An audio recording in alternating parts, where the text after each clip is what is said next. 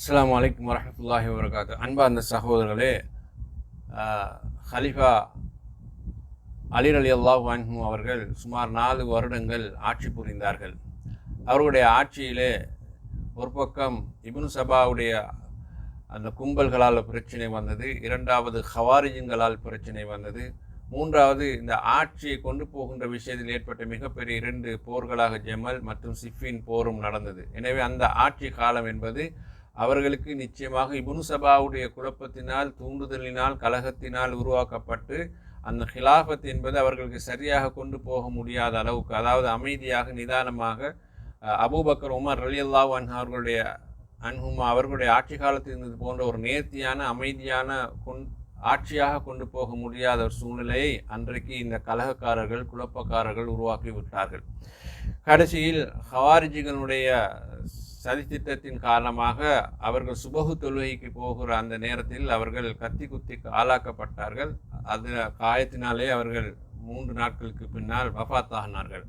அவர்களுடைய இறுதி நேரத்தில் மக்கள் அவரிடத்தில் கேட்கக்கூடிய செய்தி தான் மிக முக்கியமானது.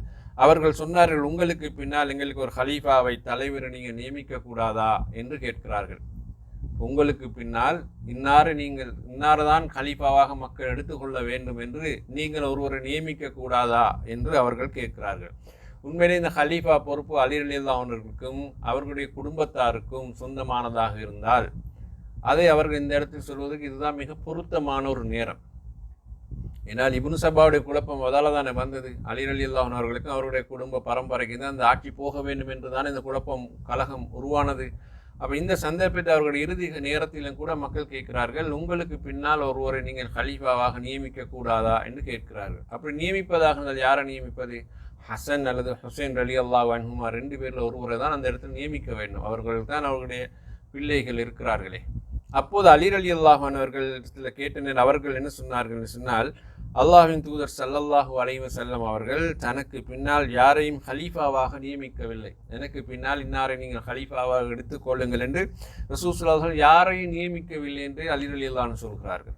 அப்போ தன்னையும் நியமிக்கவில்லை, அபூபக்கர், உமர், உஸ்மான் ரலியல்லாஹு யாரையும் ரசூலுல்லாஹ் குறிப்பிட்டு சொல்லவில்லை, யாரையும் ரசூல் ஸல்லல்லாஹு அலைஹி வஸல்லம் அவர்கள் நியமிக்கவில்லை. மக்களால் தான் ஹலீஃபா தேர்ந்தெடுக்கப்பட்டார்.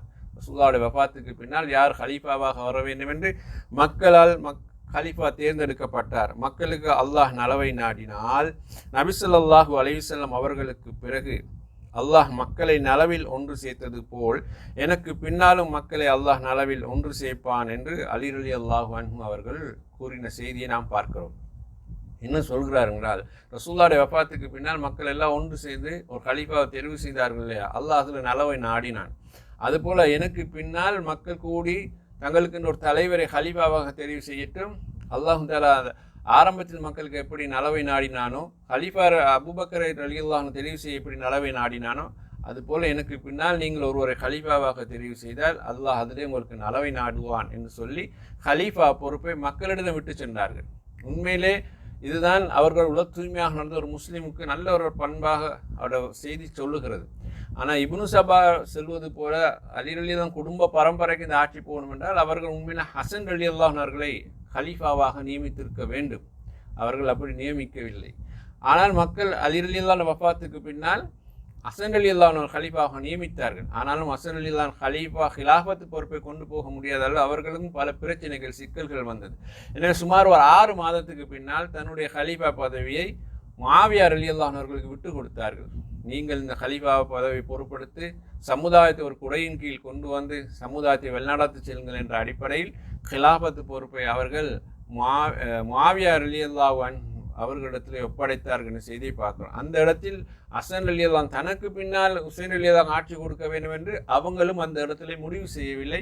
அது சமுதாயத்துக்கு சொல்லவும் இல்லை, கொடுக்கவும் இல்லை. அவர்கள் ஹயாத்தோடு இருக்கிற போதே என்னோடு இருக்கிற மக்களை எனக்கு நம்ப முடியாது, எனக்கு ஆதரவாக இருப்பதாக சொல்கிற மக்களை நம்ப முடியாது, இவங்க எனக்கே காலவாரி விட்டுருவாங்க என்ற ஒரு பயங்கரமான சூழ்நிலை அவர்கள் கண்டபோது தான் முஆவியா ரலியல்லாஹு ஆட்சி கொடுத்தார்கள். காரணம், முஆவியா அன்றைக்கு ஷாமிலே அவர் கவர்னராக இருந்தால் மக்கள் அவருக்கு பின்னால் ஒற்றுமையாக இருக்கிறார்கள். ஆனால் ஹசன் ரலியல்லாஹு கூஃபாவிலே ஹிலாஃபத் பொறுப்பை செய்கிறார்கள், மக்கள் அவருக்கு குழப்பம் பண்ணுகிறார்கள். இந்த நிலையிலே தான் அவர்கள் தீர்க்கமான முடிவு எடுத்து தன்னுடைய பதவியை முஆவியா ரலியல்லாஹு அன்ஹு அவர்களுக்கு விட்டு கொடுத்தார்கள் என்ற செய்தியை பார்க்கிறோம்.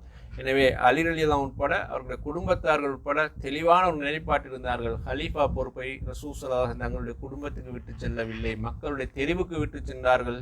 மக்கள் தங்கள் ஹலீஃபாக்கள் தெரிவு செய்தார்கள் என்பதில் அவர்கள் மிக தெளிவாக இருந்தார்கள். நாங்களும் அந்த தெளிவோடு, உண்மையோடு, நம்பகத்தன்மையோடு, நல்லெண்ணம் வைத்து சஹாபாக்கள் மீது நல்லெண்ணம் வைத்து வாழ அல்லாஹ் அருள் புரிவானாக. அஸ்ஸலாமு அலைக்கும் வரஹ்மத்துல்லாஹி வபரகாத்துஹு.